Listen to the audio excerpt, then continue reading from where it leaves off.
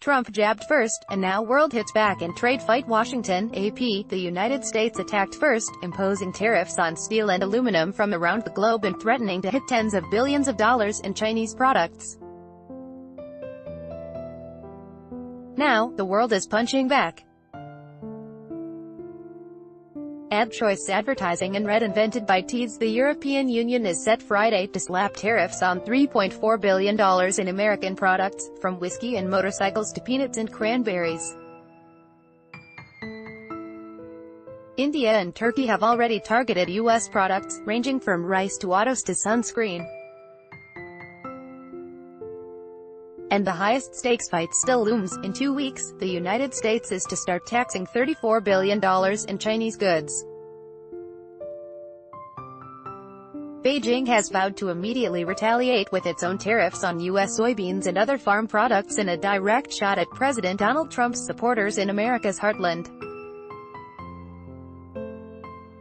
Advertisement. The tit-for-tat conflict between the United States and China, the world's two largest economies, is poised to escalate from there.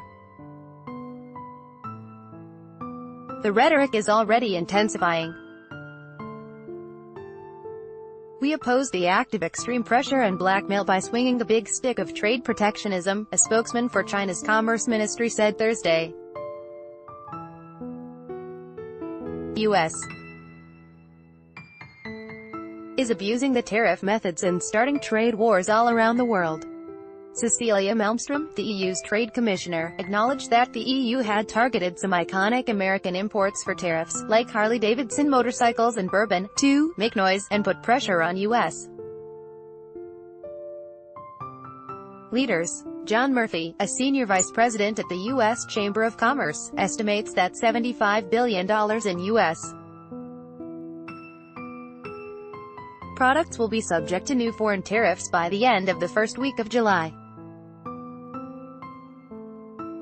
"We've never seen anything like this," said Mary Lovely, a Syracuse University economist who studies international trade, at least not since countries tried to wall themselves off from foreign competition during the Great Depression.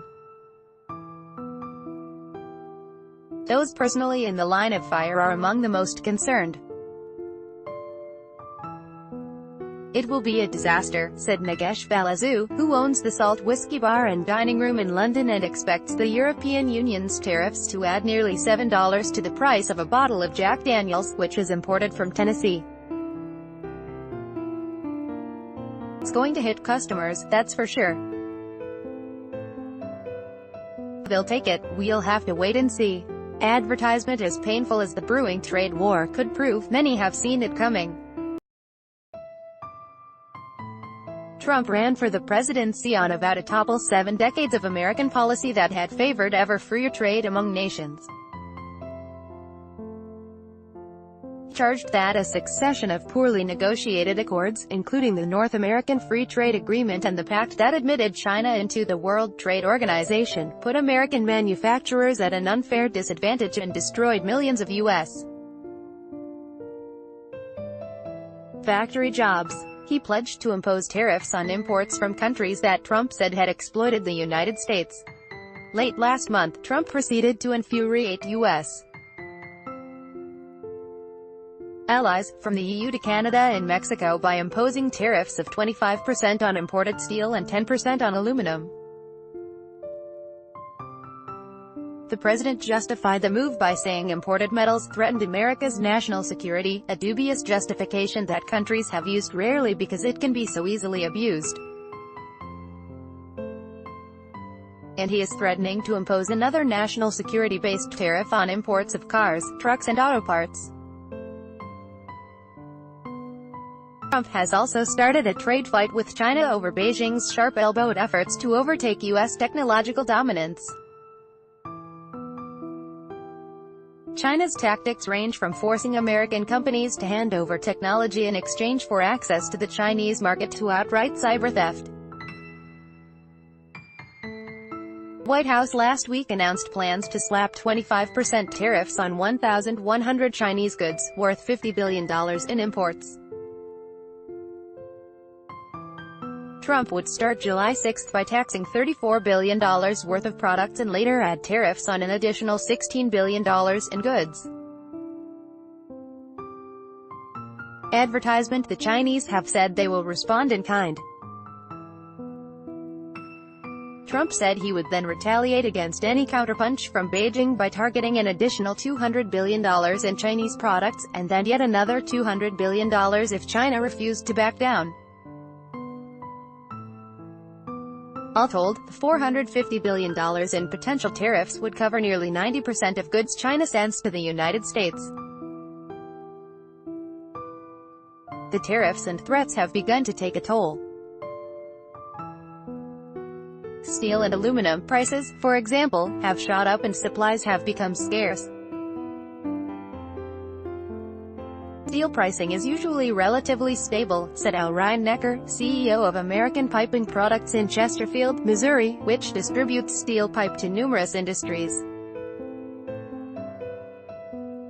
But since April, you can quote something on Monday, and if the customer doesn't buy it right away, you may have to raise the price on Thursday. So far, Rheinecker has managed to pass along the higher costs to his customers. He's not sure how long that will last.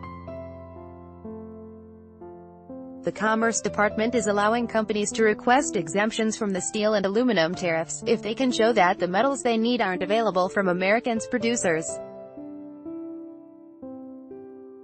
The department expected 4,500 requests, but it's been overwhelmed by more than 20,000. This week, it said it has processed just 98 requests so far, approving 42 and denying 56. The rising tensions and the chaos surrounding the steel and aluminum tariffs are starting to generate pushback on Capitol Hill. Senators this week grilled Commerce Secretary Wilbur Ross. As you consider these tariffs, know that you are taxing American families, you are putting American jobs at risk, and you are destroying markets, both foreign and domestic, for American businesses of all types, sorts and sizes, said Senate Finance Chairman Orrin Hatch, R. Utah.